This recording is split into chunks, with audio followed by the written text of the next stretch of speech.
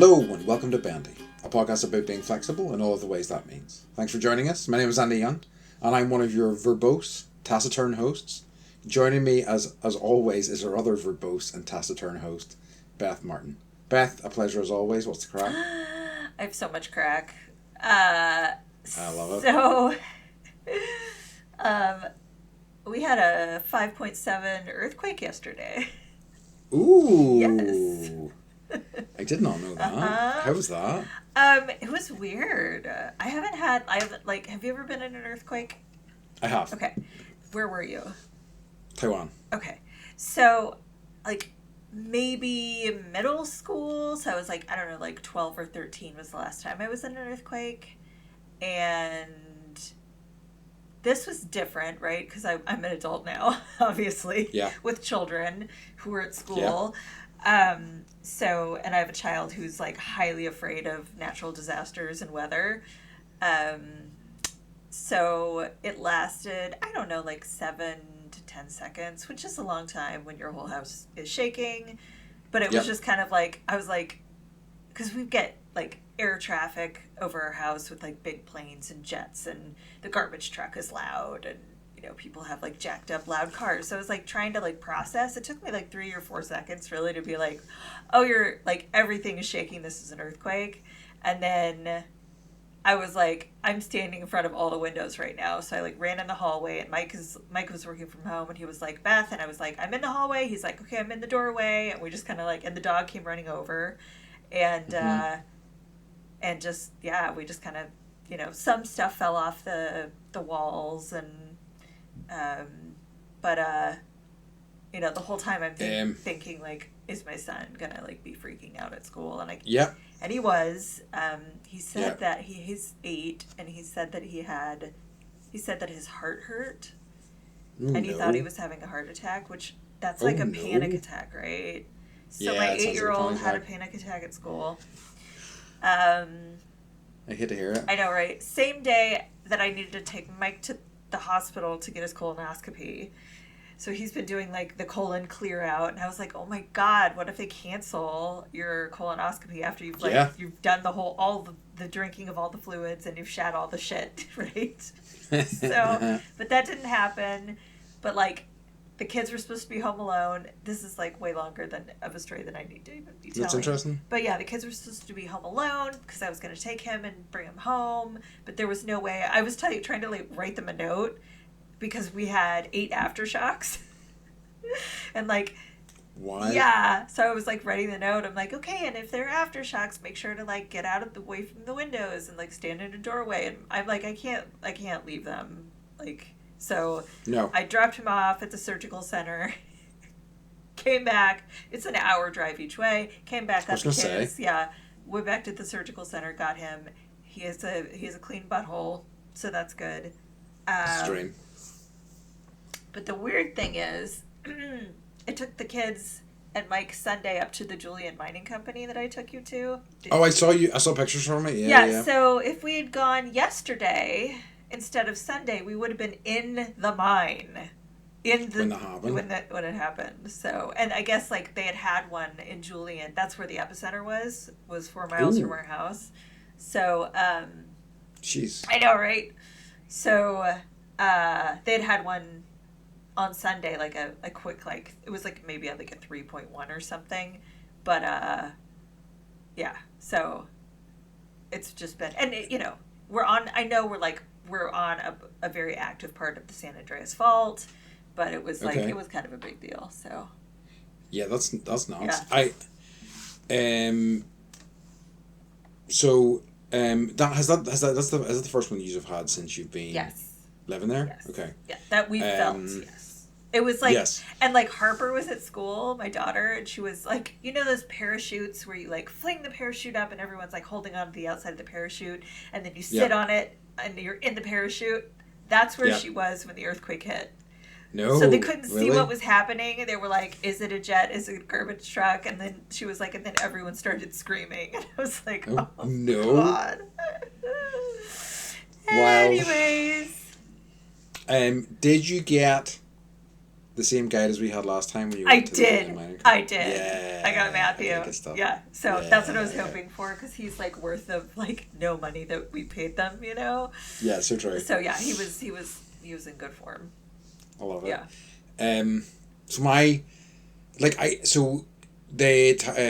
Earthquakes happened quasi regularly in Taiwan. They're also on a pretty active fault line, and I didn't know. I didn't even notice they were happening most of the time, and it was people, friends of mine, my girlfriend at the time, who when I was living out there, who were like, "Oh, there's an earthquake." I'm like, "What do you mean? There's an earthquake happening right now?" And I'm like, "Really?" And they're like, "Just sit down." Yeah. And notice you're kind of, at least your kind of sense of equilibrium. It's almost like you're on a roller coaster or something. It's like, whoa, okay, yeah. But otherwise, if you're just walking about doing stuff, it's easy to kind of just not notice it. But the most significant one was I was at a friend's house. I think we were watching TV or something, and his washing machine just started going nuts. And I was like, "Oh, is that the spin cycle?" I'm like, your washing machine. Did you put the washing machine on? Like, what? That spin cycle's crazy." And he's like, "Oh no, we're having an earthquake." And I'm like, "Whoa, okay, are we?" And then I noticed lots more things were shaking, not just the washing machine. I was like, "Holy shit!" But yeah, they're You're like, carrying that denial of earthquakes pretty far, Andy. Very much so. You're like, what is wrong with your washing machine? But it's like, I mean, at that juncture, I had no real context of what the hell that was, Yeah. you know, and like, again, there's never any earthquakes in this country, like, you know, it's just not something we have any sort of experience with, or like, connection to how that might even feel. So yeah, that was my first thought was, man, you need to look at your washing machine. It's fucked, it's going nuts. That spin cycle's too much. But yeah. So I'm glad that you survived it. I know. Yeah, it's just like very glad. Yeah, I couldn't. It's like I could have driven to LA and back yesterday for all the driving. Yeah. Did it like? But you were so close to the epicenter as well. Yeah. So you were getting the biggest sort of like impact from it. It was definitely like, you know, it's different. Like, we've got such a the area that we are, I think, is so volcanic, and like there's so many giant rocks. So it wasn't like the waviness that you talk about. It wasn't like that. It was like it felt like people say that it sounds like a train coming. Yes. Which I didn't hear. I just heard like the earth shaking. I don't know how else to explain it. So interesting. And like it's like, and then we were like running around the house and like making sure that like the pool, like the foundation of the house didn't crack and the pool's not like leaking everywhere, like whatever, and everything's totally fine. And then I started to take myself like out of like, okay, catastrophe and everyone's fine, and like push aside like the humanness of it. And like earthquakes are so fucking cool. They are. Like, I mean, they're terrifying, but they're cool as fuck. It was so like, it happened, but like at the same time, it's just so neat that the earth has pressure that needs to be like, off gassed, right? I know it is. Tectonic I mean, plates. Yeah, no, absolutely. I mean, they're so fascinating, and it does make you feel. My experience of them was humbling, a very kind of humbling experience. It was like, oh shit, the power of the earth. Yeah. Wow, okay. Right. And then we took the dog for a walk like right before it happened, came home, and maybe like 3 or 4 minutes later it happened. And then I was thinking back, I'm like, did she act differently? And like, no, she was her same like normal dog self. So she was thought it was some sort of neat colossal rocking chair that she was in. She's like, hooray! I know. What's the crack with you? Okay, so top that. Top that, right? Check this out. So, I mean, pretty seismic for Andy's life. Okay. I had the very last choir show that I'm going to be. Well, where I'm going to be at the head of the choir, I guess. Yes. I think there's a certain amount of denial amongst other people in the committee about what I've actually done, because at one point I was like, so at one point I was like, I'm so glad I've quit, and somebody was like, you haven't quit. I'm like, I have quit. I've stepped back. That's what that means. If you step back, you quit. You're saying that I'm not doing this anymore, right? So many, it was great, and I must say the choir has sounded better than they have. I really see improvements over the years. They really have sounded so much better. But like I am also kind of like, on our very last rehearsal, Vanessa, who I work with, who did our last, she was like, did everybody sound flat? Did we sound okay? And I'm like, I honestly have no idea. I have not. I'm completely tuned out of it. I'm like thinking about other things. I'm thinking about the shit that needs done for the show, etc., etc. But the night itself was such a great reminder of why I am completely done with it, because it was just, people give me a hard time for not delegating. Mm-hmm. The stuff I delegated, I had to handle, which is really frustrating. Yeah. Because, it's like, I give people all the information they need, but they still are like, Andy, what about this? And I'm like, you could look at your phone and not hassle me when I'm doing 1,000,001 other things. So, frustrating. The similar sort of issues with the booking form not going through. There was 3 different groups that were booked to use the hall that night. It was a whole... So they managed to get 2 of them into in a different room, but then there wasn't enough chairs. We had to go and find chairs last minute. It was a whole pain in the ass. So very happy it's over. I mean, it's not entirely, because there's still a lot of crap needs to be handed over, but... Yeah, I am. Has someone stepped in to take over your role? Not exactly. The committee's going to be handling all of this. A lot of the stuff's going to be delegated to them. A lot of stuff has been delegated to them. So I did, after the event, I put together a list of duties I did over the course of the 2 years, and it was a page and a half. Wow. Of just different listed things. Yeah. And I was like, there you go. And I'm like, okay. Uh-huh. So I don't think anybody is stepping into my role completely, but the committee is taking over all this kind of stuff, and I think they're going to see about voting in somebody again. But I feel like, maybe I mentioned this last time, the amount of conversations I've had with people, and they're like, why are you leaving? And I'm like, it was a lot of work and it was deeply stressful. And they're like, was it stressful? And I'm like, yeah.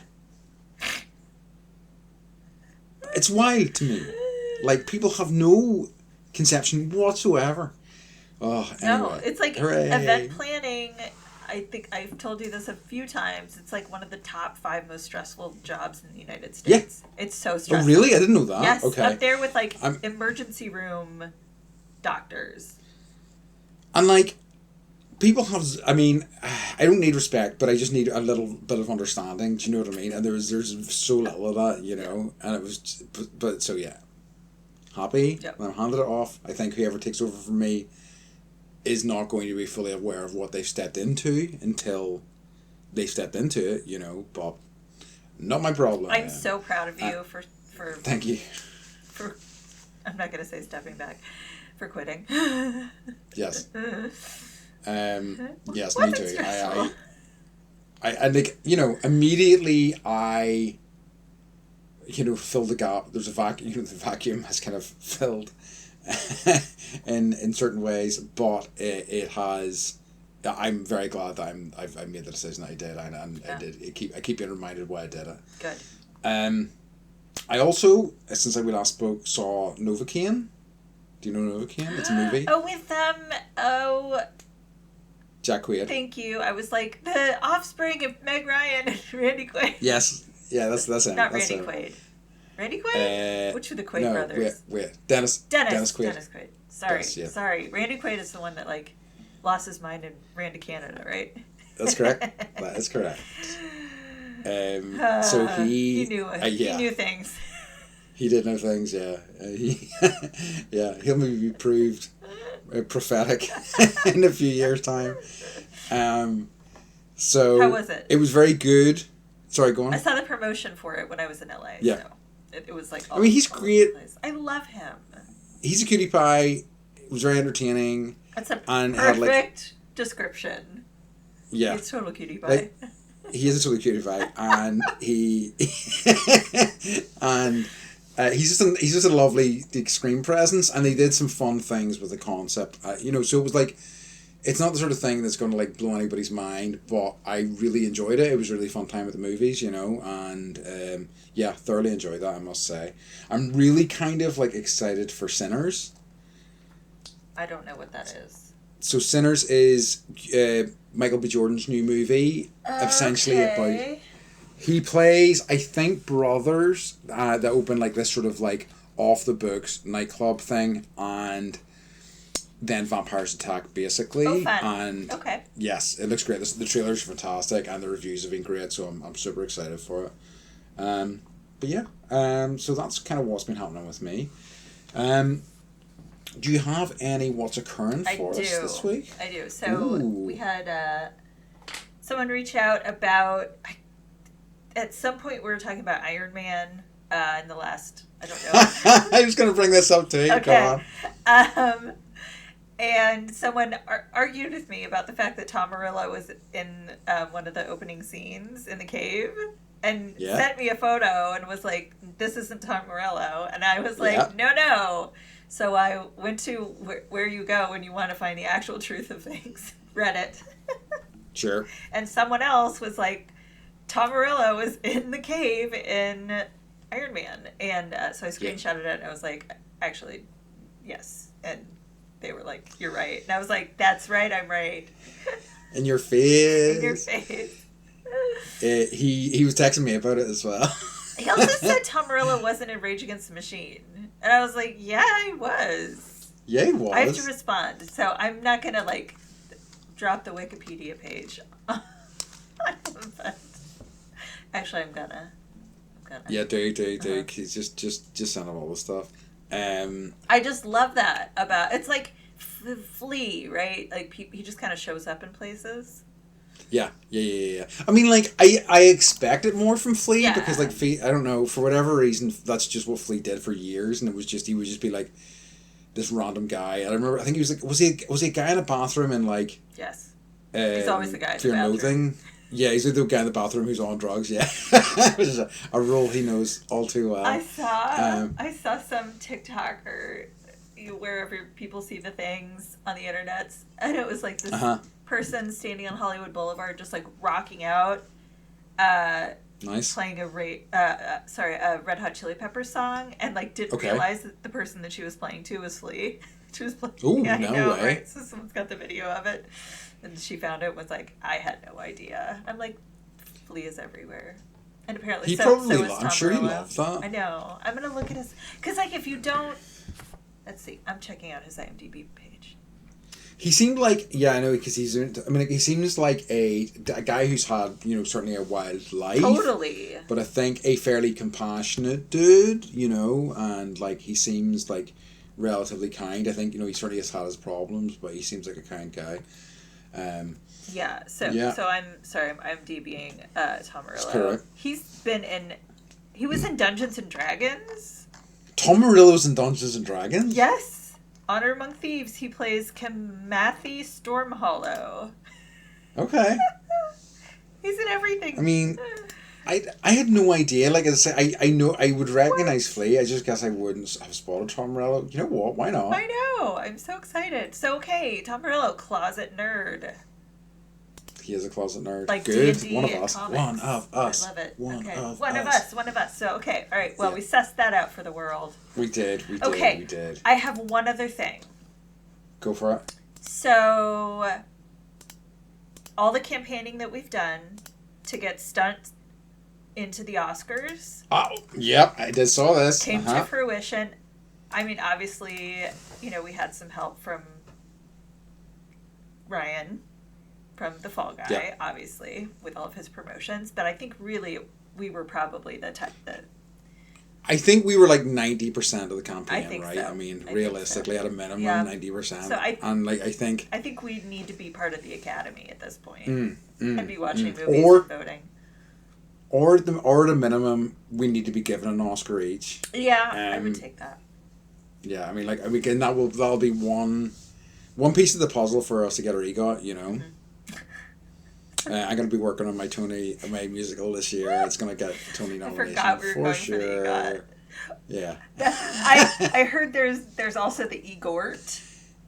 Okay. So the R is. Have you heard of the Razzies? Yes. So, like, if you make a really bad movie, you can get a Razzie. And so, like, it's really, like, if you want to go all the way, you get the EGORT, not the EGOT, which I love. Shit. Who's got an EGORT? That's fascinating. I don't know. If anybody has. Apparently nobody? Oh, no. No. Has anybody? Oh, okay, so only Al Pacino is only a Grammy Award away from getting his EGOT. He might get a Grammy. Who knows? Yeah. Right? He might. Okay. You believe in yourself. Somebody's got it, right? Somebody's got to put him on something. Yeah, absolutely. Right.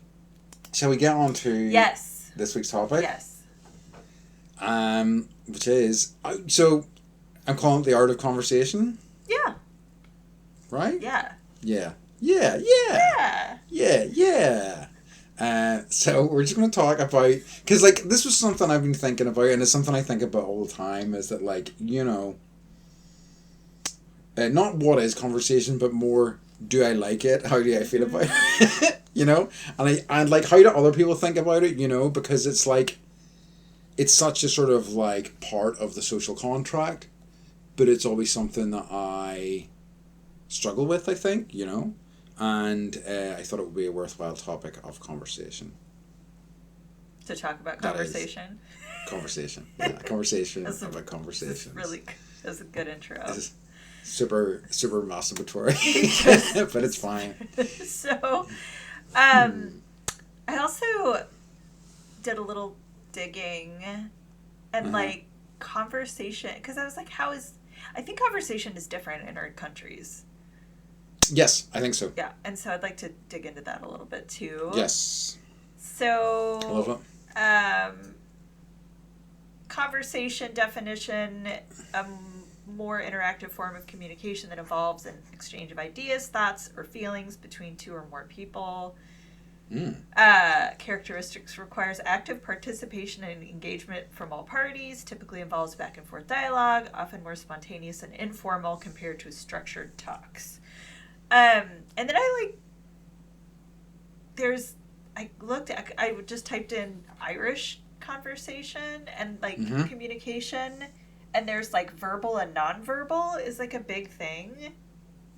Okay. That's, yeah.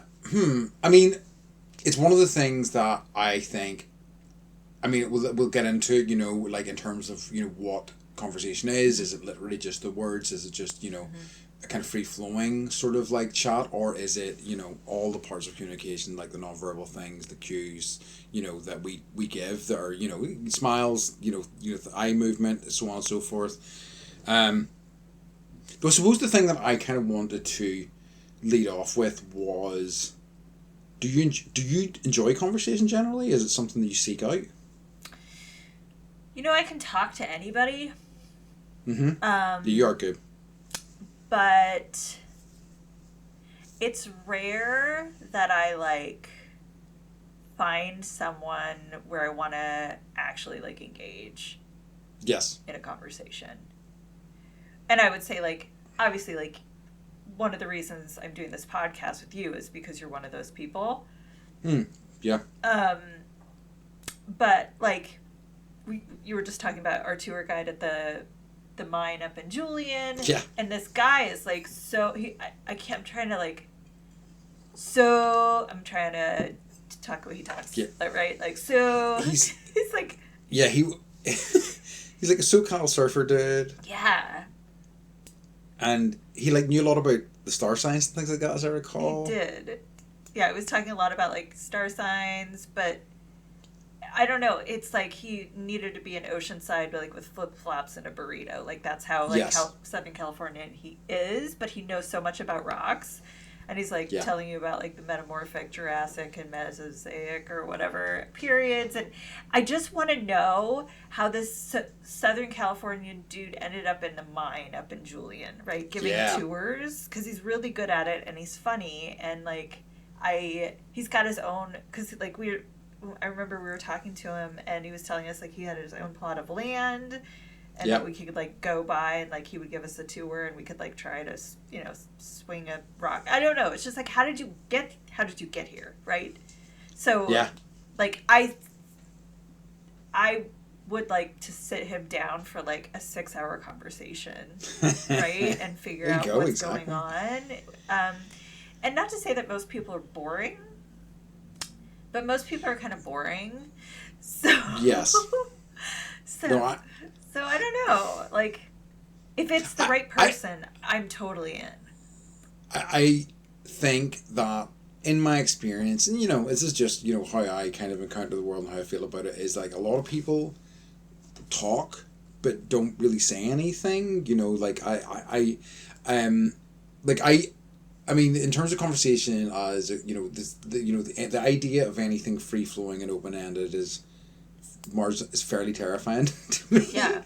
Because like I like to know, you know, what things are, you know, what the shape of things are, and that sort of thing. But like, I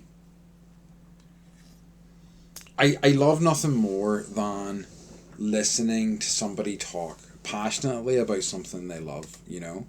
I find that like really kind of like surface level stuff is just kind of like, what are we doing here, you know, and I can do it a little bit, but I tend to like, you know, if it's something that I'm like, and it depends on the person as well, and the people that I love I can absolutely talk to and I enjoy spending time in their company, you know, but like I kind of like there to be a point to the conversation, you know, a lot of the time I like knowing that like once I've kind of figured out what that is, I can go, okay, bye. How do I extricate myself from this? Yep.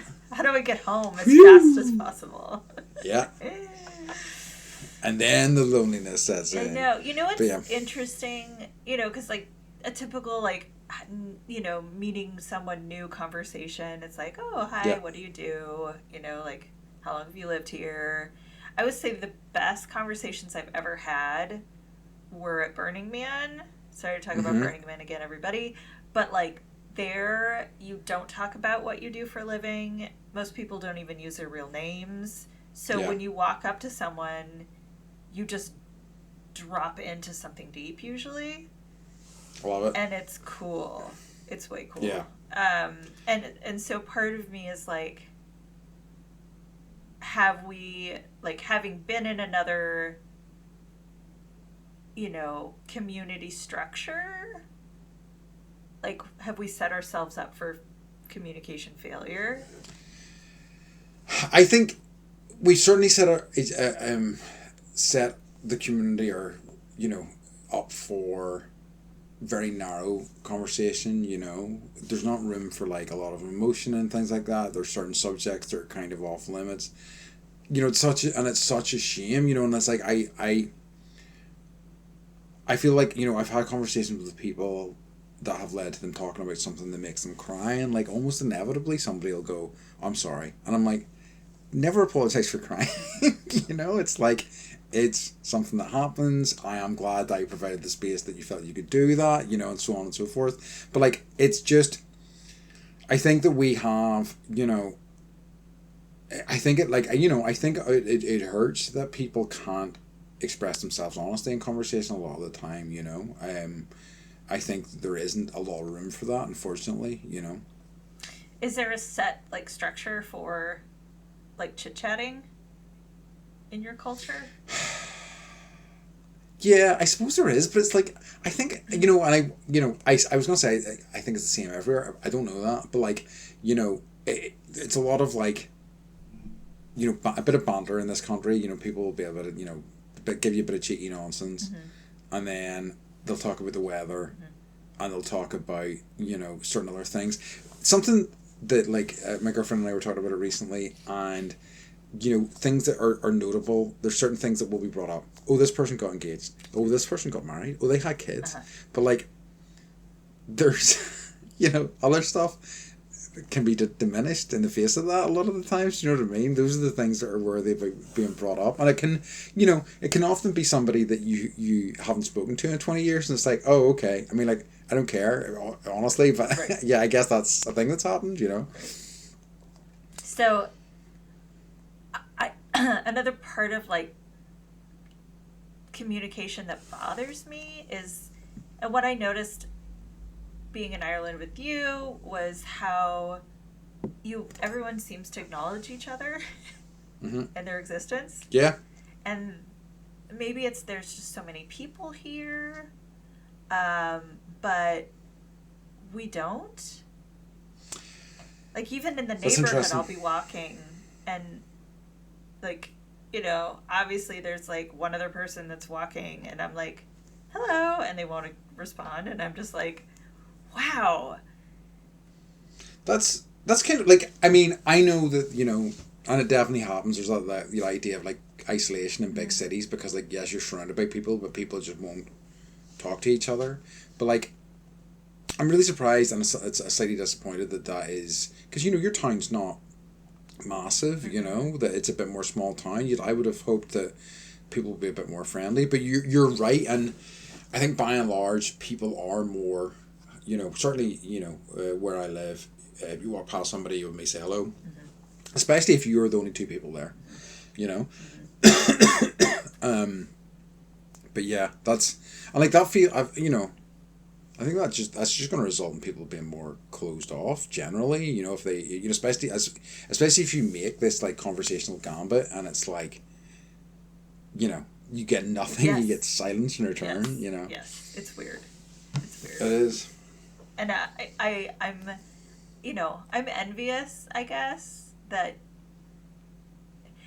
it's like how people need physical touch and need hugs every so often, right? Like I think that people need to have their presence acknowledged, and I think about that a lot with going off on tangents. Sorry, but like with people that are houseless, and how often they're ignored and people won't make eye contact with them at all. And I like that's one of the things that they talk about being so hard. It's like I feel like I'm invisible, and it's like we do that to everybody here. And it's not just, like, Southern California. It's, like, everywhere I've ever lived kind of thing. So I think it's an American thing. Which is really, it's just, maybe not so much in, like, the South. But I just feel like there's so much of just, talking to people in general is just kind of, like, going by the wayside. It is true. And, I think, in with regards to other, us getting online more, and the idea was that was a socializing thing, but they're just fucking anxiety machines, and it seems like they are having the adverse effect. I mean, and we've talked about with on friendship episodes and stuff like that, how there is almost like a friendship epidemic in terms of like a lot of people with no close friends and things like that, and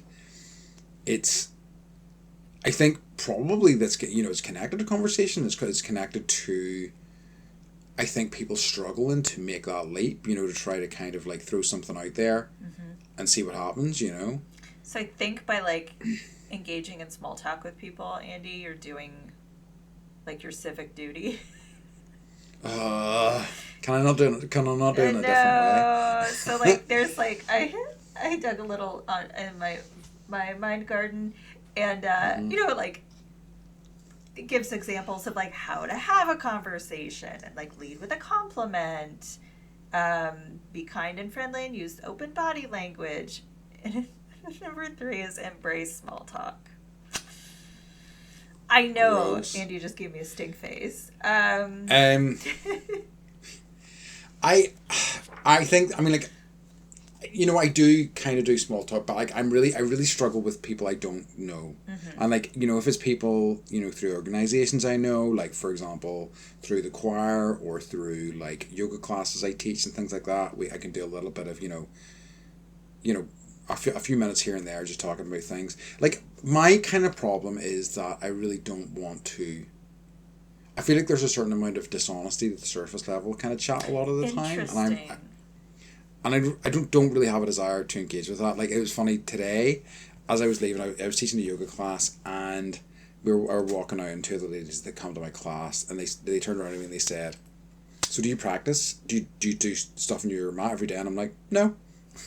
And they're like, "Well, are you not supposed to say yes?" And I'm like, "Maybe, but I don't, and I don't want to lie to you." And I'm like, probably through teaching and through attending classes, I probably do yoga most days, but like I find it hard to motivate myself on the mat.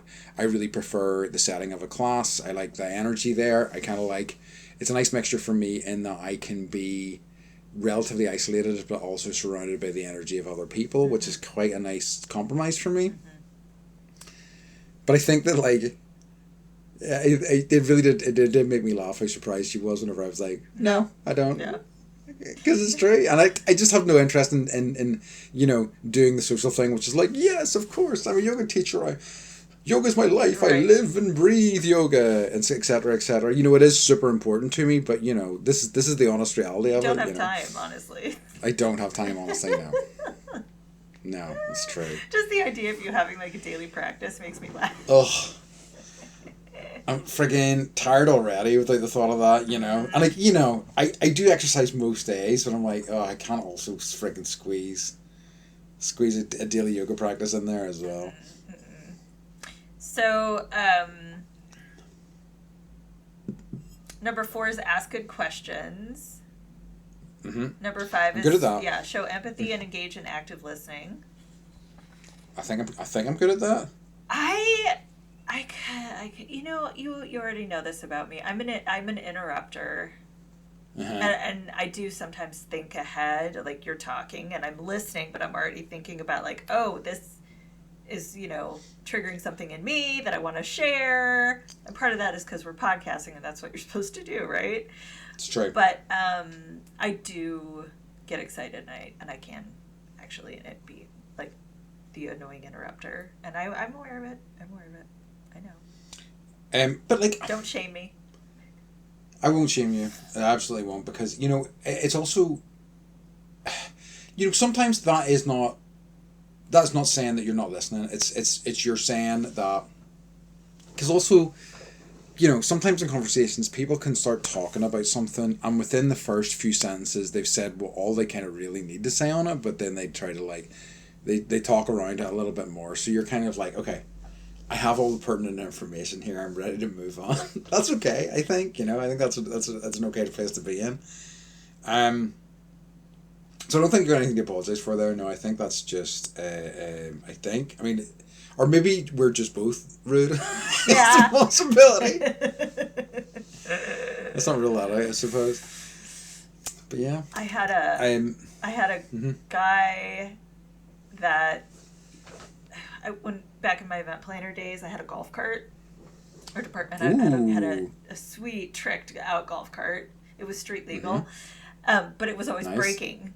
And so the repairman for the golf cart, like, I've never had to actually tell someone, like, you need to stop talking. I have to hang up the phone. So there are people out there that I think, it's like stream of consciousness. And they just go and go and go and go and go. And it's not like he didn't understand social cues. He just didn't care and he wanted to talk. I have definitely encountered people like that. I remember, like, somebody I used to work with who would go around the office and talk about how she was so busy that she would spend 30 minutes with each person in a long conversation, mostly about how busy she was, and I'm like, dude, right. You'd be way more efficient. You wouldn't have as much on your plate if you didn't talk everybody's leg off. But yeah, we were talking about like connection changing the nature of it, with like social media and things like that, and I definitely think there is. I totally understand why people would want to reach out and would want to have a conversation, and I feel like it's such a kind of symptom of how disconnected we all are that people don't really get that sometimes, so therefore like somebody they don't know at all, they'll just kind of absolutely talk their their leg off, Yeah. you know. Yeah. I always feel so guilty about that as well. See, if I'm just like talking and talking, and it so rarely happens to me, I'm just like, oh, this person's haven't listened to whatever shit I'm spouting here, you know. I'm just getting talked at. It kind of flies in the face a wee bit of me saying how much I love. I truly do love hearing people talk passionately about a subject, especially a subject I know nothing about, because it's lovely to see that sort of passion for something. You know, I find it really infectious. Yeah, and we've talked about it before. How there's certain people that have a storytelling gift, Yes. and I do not, and I know that, and I apologize to everyone.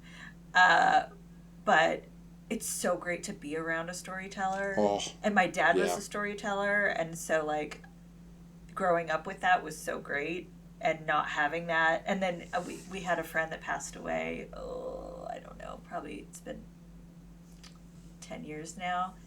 But Uh-huh. he was from New Zealand and living in Moorea, but had lived in the Cook Islands and had like he had 9 sons and four had been married 4 times. Like just the like what kind of life? Wow. Tell me, and would Yeah. and but just those were some of the best evenings I've ever had in my life. You know.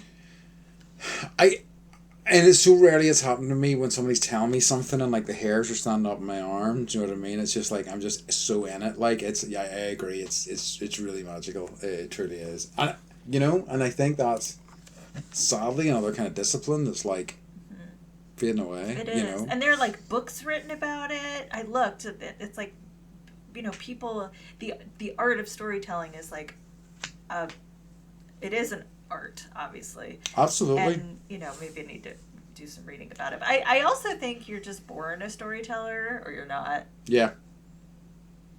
So. I think you're right, and I think what has happened is a lot of the times those sorts of gifts have been co-opted for like a salesman, or do you know what I mean? Because Yes. for years, for generations and generations, that's just how stories were passed down. A lot of the time was by stories being told from oral history. Yeah, or the game of telephone. The game of telephone, indeed.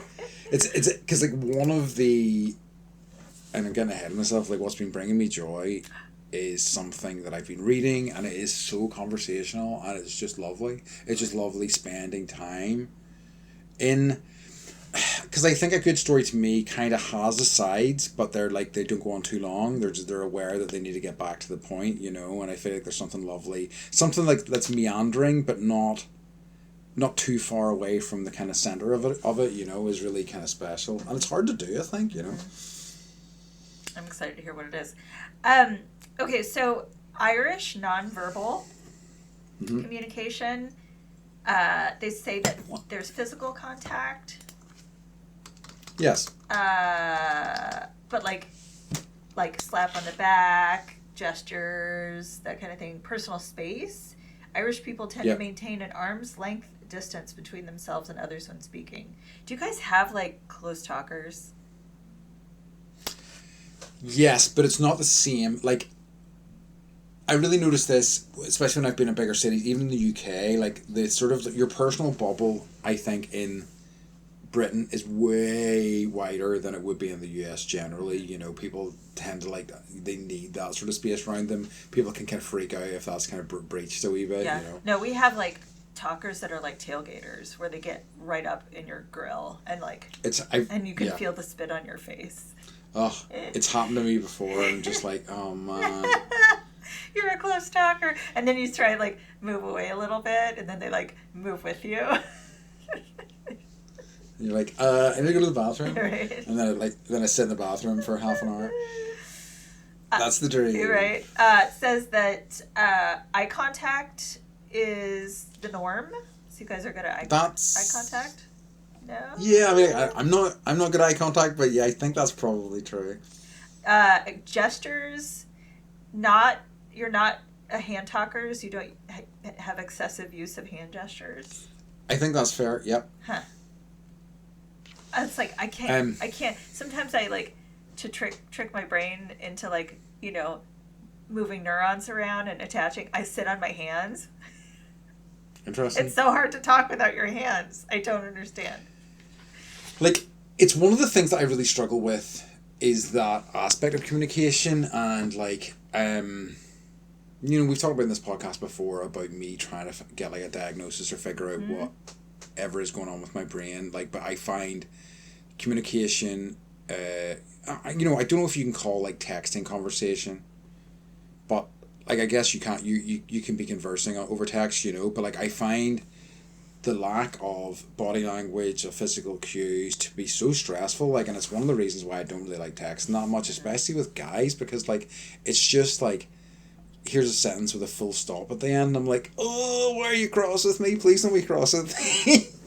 And I know that that's not the case, but I just find, and it's why like how I text is like lots of exclamation marks and stuff, or smiley faces, because I'm like, you need to know I'm happy, we're having a nice time. Because you're actually a golden retriever. Yes, very much so. But like so it's why I think that, because I can hear the tone of voice if I'm speaking to somebody on the phone. That's definitely better. But there's a whole range of other stuff that's happening if I'm with somebody that I just find so instructive, and I so like, even though I'm probably not in love with like conversation in any aspect, I think in person is by far my preference.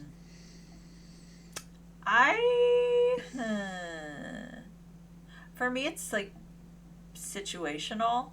Like there are people I much prefer to text with. I understand. Yeah. Than and also it's like I'm so far away from so many people that I know that I kind of have like phone phobia a little bit. Like talking on the phone kind of stresses me out.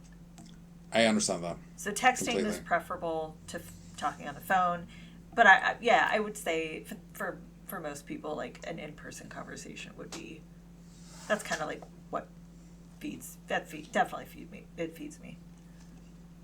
I think definitely my preference. I really one of the things I struggle most with conversations is knowing how to finish them. How to successfully extricate myself from those, and like the people I like kind of like feel the closest to, I kind of, no, that's not true.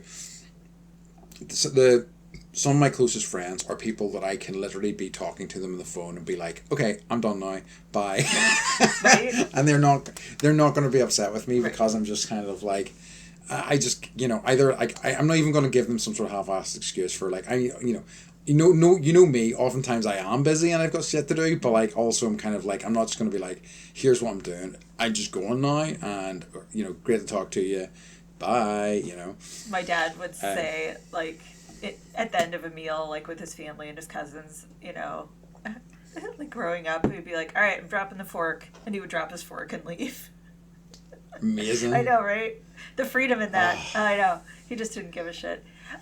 So well, legend. This is like a small aside. So like, I have an Android cell phone, and so like I message you over WhatsApp because it's cheaper and international stuff. But I guess I had like the wrong thing toggled, so every time I would send someone an emoji, it would come up as a question mark.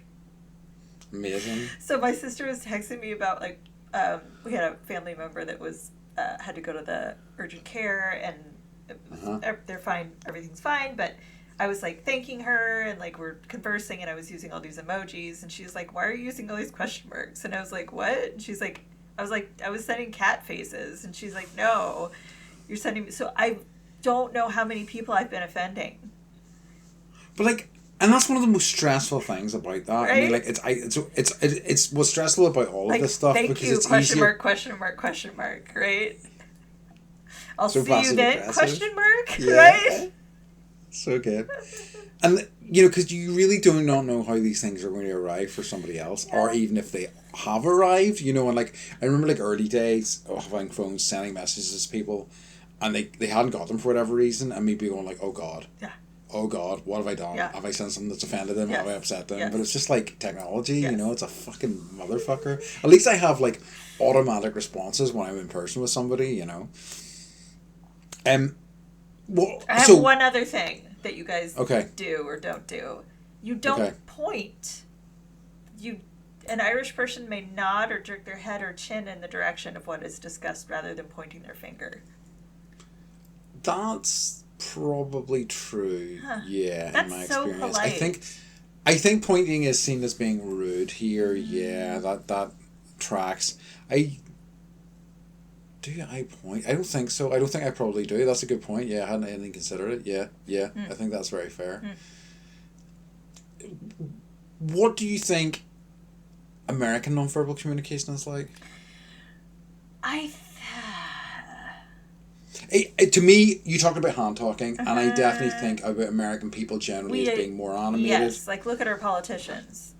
True. Like everyone has a certain, like their gesture, right?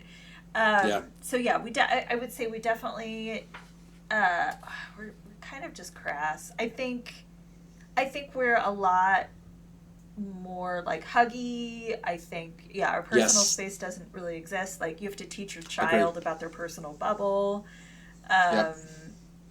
And so it's fun. You'll hear like, kids that are in like first or second grade, like, you're in my bubble, get out of my bubble. Because like that's when you start to teach them that they have a personal bubble. We're terrible at eye contact. Interesting. Okay. And we use our hands to gesture, and we point the fuck out of everything. We're always pointing. Yeah, that's absolutely been my experience too. Yeah, that's so true. Yeah. Interesting. Yeah. Like I think we're passive aggressive, and there's a lot of like eye rolling. Oh shit. Same here. I think I really do. I think it's expressed differently, but I definitely think it happens here for sure. Like I think that when I think about American communication generally, I think there's more honesty in American communication. Like I'm not saying that that's entirely true. I think people will more likely speak true rather than trying to save somebody's feelings or just the desire not to cause trouble, whereas I think people in this country will oftentimes bury stuff down rather than voicing it, and it will just eat away at them in other ways. I think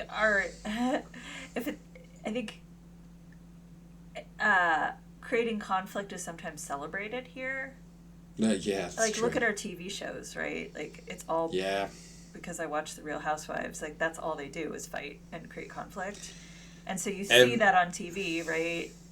And then just knowing like what happens at the middle school and high school from some of the parent stories. Yeah, like, these kids are creating conflict on purpose and bullying each other over it. I know. So two things that occur to me. I'm gonna try to remember both of them, but you were talking about like TV shows, and I just wanted to mention to you. So we have, Big Brother, the TV show. So Big Brother's more. I remember seeing American Big Brother, and I feel like it's quite different to what our Big Brother is. But the idea. So we have a celebrity Big Brother every year. I don't watch it, but like I saw a news article about who was in it this year. Mickey Rourke. Do you know who we had? Yes. Did you hear? Did you hear how he went out?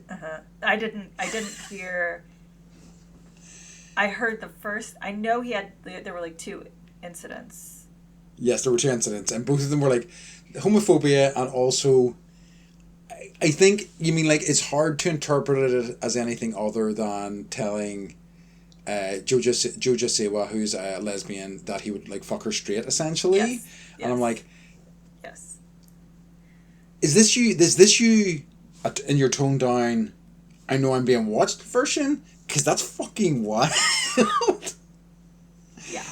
Yeah. So yeah, very. And it was because whenever I saw that they had him, I was like, oh holy shit, this is gonna be an inferno. This is gonna be that's how desperate he is for money that he's willing to like ruin his career over it, at least for a little while. Yep. I mean, he keeps bouncing back every decade or so, but yeah, I thought the same thing. Like, because the article I read, I actually watched the video because I was just like, how bad, really? Oh God, yeah. It's so bad. It's so bad. And then I think the second incident was like he was like threatening that he was going to beat somebody up, and he's like, he ended, he had his career in the 90s, and I think it fell apart, and then he became a professional boxer. Yes, and he did. He says that's why he's had all the reconstructive surgery done on his face. He's just a sheer chaos human, like a true chaos human. Yeah, so I just thought that was fascinating, and I knew that was going to like go down in flames very quickly. I just didn't realize quite how quickly. Yeah.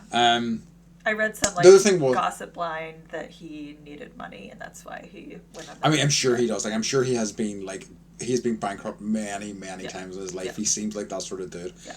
And I'm sure he got at least $1 million for that. Yeah.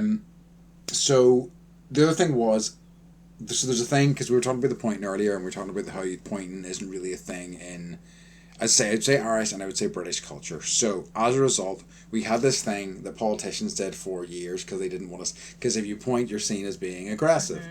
So instead they did this thing where they folded, yes, the thumb, and it was like, so for those of you at home, it's kind of like you're pushing the fist towards people with the thumb poked a little bit out, like, so it's not a pure thumbs up, but it's making your point, and it was just everybody did it, and it was just like, you fucking little fucking show pony, you look at you, you're doing what you've been told, aren't you a good boy, and you're running our country, you fucking idiot. So yeah, I always thought that was it was just so nakedly manipulative, it's like, oh, forceful but not too forceful, and you're just like, fuck off. There's a whole psychology behind it, like body language, like the colors of the tie that you wear, like it's horrifying, truly horrifying. I know. So yeah, I mean, any other thoughts on conversation?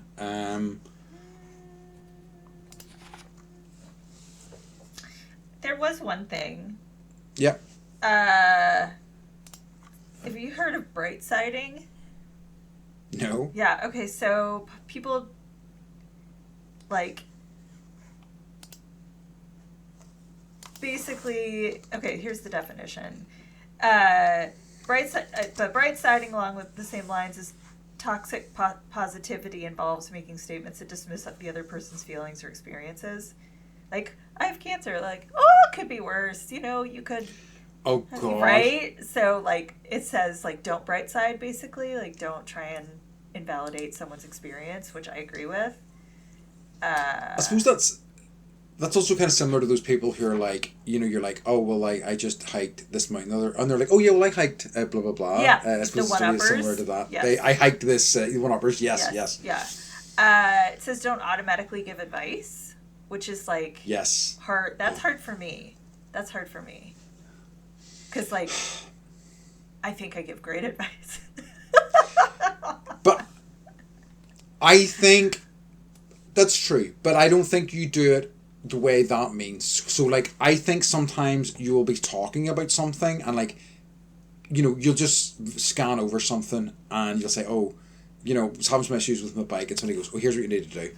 And I'm like, I've just literally started talking about this. You have no idea of my experience with the bike, what's actually going wrong with the bike. You're just like jumping in. I think, in my experience, the advice that you've given, I've seen you give, is more based on listening for a long period of time. Do you know what I mean? So I think there's a difference there. Okay. But I know what they're saying there. Yeah. And yeah, I think that's I like it. So my final one was just to ask you, do you think conversation comes naturally to you? Yeah. Yeah? Yeah. I don't feel like it does for me at all. I think I was watching Wicked again last night. Uh-huh. And there's a line that says, just because that's your secret doesn't mean it's true. And I was like, ooh, that hit me so hard. So I think just because that's your perception of you, it doesn't make it true. Because I think that's true. I think that you are a great, like, I could talk to you. We talk to each other for hours and hours and hours. That's true. And I never get bored, and I never feel, like it's a struggle for you. Yeah.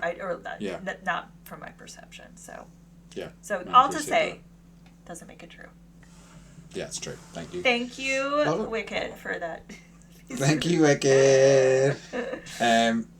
Okay, shall we move on to our final section of the podcast, which is what's been bringing you joy this week? Okay, so there's this new show, and I saw it on billboards when I was in LA, because that's what they do, and it's the best thing ever. It makes me feel like I'm so like hip and with it. It's called The Studio. Oh, yes, I'm curious about this. Oh my fucking God. Is it good? Oh my fucking God. You need to watch it. Okay. On whatever you can get it on. It's on like Apple here. It's on Apple, I think, and I have Apple, so I'm excited for it. Yeah, I've been meaning to check it out. For movie buffs, like it's so fucking funny. It's like the funniest thing I've seen in probably like 20 years. The writing is phenomenal. I'm like, get on it. Okay, awesome. Yes, no, I really had liked the look of it, and I need to check it out because like I've just finished like White Lotus and things like that, which I loved. So a lot of like the shows I had been really following there have kind of come to an end. Yeah. Love it. So the thing that has been bringing me joy, I don't know if I mentioned this in the pod before. You can let me know. Is I'm reading a book about Irish fairy stories. You did. And did I mention that? Yeah, because you were talking about the salmon. Oh, okay. Oh, yes, I talked about it because I think it wasn't in there, but I think I had. Yes, because I'd seen that at that light display, but I think that's when I did mention the book before. I don't think I'd started it at that point. How is it? It's brilliant. It's so good because essentially what it is this sort of Irish researcher kind of spent time in a few specific counties in Ireland going and speaking to certain people and asking them to tell him stories, and he like writes the stories down almost as if they were told, and it's just like it's so wonderfully Irish, and it has like these wonderful asides, like it'll just like be talking about, so there was this preacher lived in a town, or priest that lived in a town, great man he was, everyone would tell you that. He would buy you a pint, and it's just these lovely wee asides, and then it just kind of goes into it, and it's written in such a like conversational and colloquial style. It's just a lovely kind of place to spend some time. So I've been thoroughly enjoying that. Awesome. And it just makes me want to. I've already been thinking that I want to read more, or learn more about mythology and things like that, and this is really kind of giving me a taste for it. It's just so cool that you have a culture that you own the mythology. It's true. That's true. But like, I mean, this is my jealous face. Sure. But like, if it's also been like completely co-opted, it has been attempted to be quashed by, Yeah. The English, whenever they kind of ran this whole country, Yeah. it still happens now where they're trying to eliminate that, so I'm really happy that it still exists in some form, and it's wonderful to kind of be immersed in it for a bit. I almost feel like sometimes we have more access to that information than you do. Yeah. Just because it's probably like, true. Because it was so, squashed and, and like so many people. A lot of the people who would know those stories ended up living in. Yeah. Yeah. So we win. Yeah. Ha ha! We did. Fuck. All right. Well. The end of the episode brings an L for the Irish again, once again. But yeah, okay. Beth, could you tell everybody where they can find us, please? You can find us at bendypodcast.com. And we had a spike in listeners, so I don't know what happened there. And then it fell back down. So whoever listened, keep listening. Yeah, please do. All right. We'll love it. Okay, in that case, as always, folks, we'd like to remind you to stay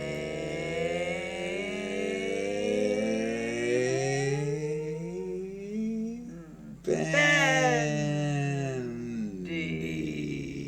You're showing off today. Apparently so. Whatever. Yeah, I really got some good extension there.